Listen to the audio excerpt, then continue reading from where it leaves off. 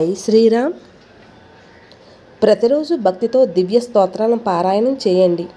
అవి మనస్సును పవిత్రం చేసి విశ్వాసాన్ని పెంపొందించి అంతరంగ శాంతిని ప్రసాదిస్తాయి. భగవన్ నామంతో నిన్న హృదయం ఎప్పుడూ శూన్యంగా ఉండదు. పూజ్యశ్రీ గణపతి సచ్చిదానంద స్వామీజీ వారు.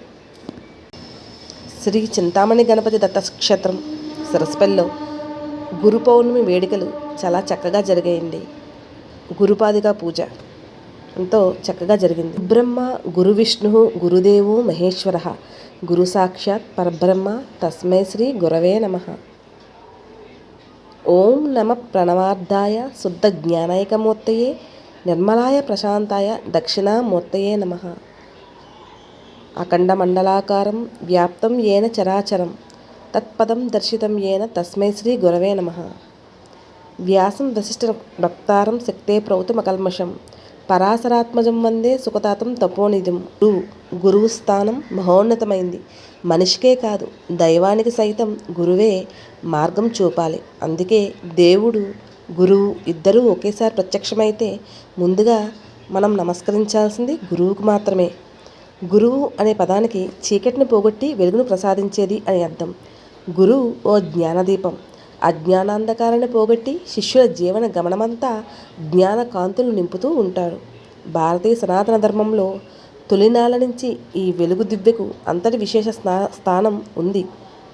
ఆషాఢ పౌర్ణమి రోజు గురువులందరినీ పూజించుకుంటాం. గురుశిక్ష సాంప్రదాయం జీవ నది లాంటిది. దైవమే గురువు రూపంలో శిష్యుణ్ణి అనుగ్రహిస్తాడు. గురువు చెప్పింది అక్షరాలా పాటిస్తూ తన తర్వాతి తరాల వారికి గురు సందేశం అందించి శిష్యుడు ధన్యుడవుతాడు.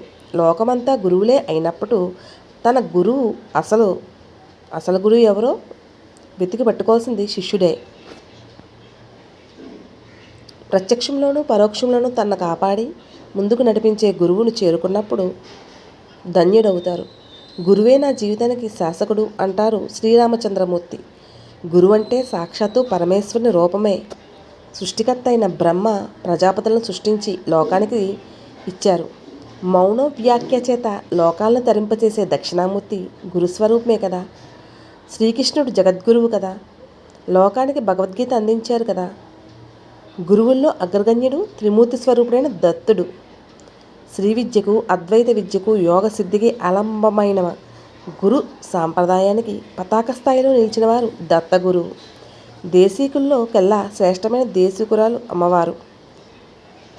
ఆమె గురుమండల రూపిణి. తన బిడ్డలకు ఈశ్వర తత్వాన్ని సుబోధకంగా తెలిపి అందరినీ ఆయన వద్దకు చేర్చుతుంది.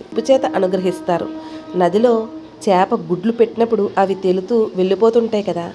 వాటికి ముందో వెనుకో ఉండి చేప తన గుడ్లను చూస్తూ ఉంటుంది.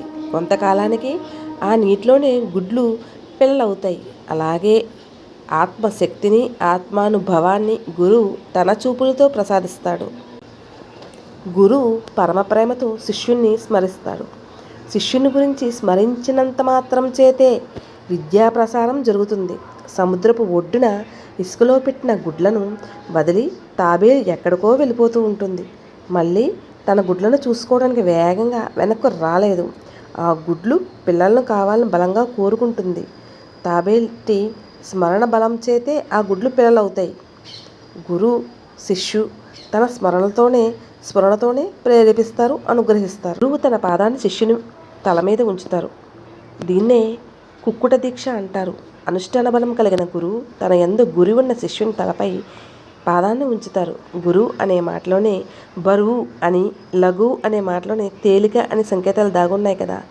గుడ్డులో ఉన్న పిండం చాలా తేలిగ్గా ఉంటుంది. గుడ్డుకు ఏమాత్రం దెబ్బ తగలకుండా కాళ్ళు కదుపుతూ మెల్లగా వచ్చి రెక్కల దగ్గరకు చేర్చి కడుపు మాత్రమే గుడ్డుకు తగిలేలా కోడి పొదగడానికి కూర్చుంటుంది. శిష్యుణ్ణి ఆవరించిన మాయ అనే అజ్ఞాన పెంకును తొలగించి పూర్ణత్వాన్ని ప్రసాదించేందుకు భక్తి జ్ఞానాల్ని రెక్కలకు అందించేందుకు గురువు ఈ రకమైన దీక్షనిస్తారు. గురు ఆశ్రమం శాంతికి ఆలవాలమై ఉంటుంది. వీరు ఎల్లప్పుడూ తపస్సు యందు నిమగ్నమై ఉంటారు. గురువు ఉండే ప్రదేశంలో తపస్సు శ్రద్ధ రెండూ కేంద్రీకృతమై ఉంటాయి. ఆశ్రమంలో ప్రవేశించిన వారిని తమ తపశ్శక్తితో అనుగ్రహిస్తూ ఉంటారు. ఎక్కడ ఎలా మసలుకోవాలో వాచక గురువే మనకు నేర్పిస్తారు. మన ప్రవర్తన తీర్చిదిద్దుతారు. భగవంతుని తెలుసుకోవాలన్న అనురక్తిని మనలో పెంపొందిస్తారు. తన వాక్కుల చేత మనల్ని నియంత్రించి దైవంపై ఆభిముఖ్యం కలిగేలా చేస్తారు. ఒక్కటేమిటి, అన్ని పనులు చేసేది గురువే. ఎలా అంటారా? మనకు చదవడం రాయడం నేర్పించేది ఉపాధ్యాయులు, అతను సూచక గురువు. జీవితానికి ఉపయోగపడే గ్రంథాలను పరిచయం చేస్తారు. మనలో సంస్కారాన్ని పెంపొందించి పునాది వేసేది గురువే. గురువు అంటే సాక్షాత్తు పరమేశ్వరుని రూపం.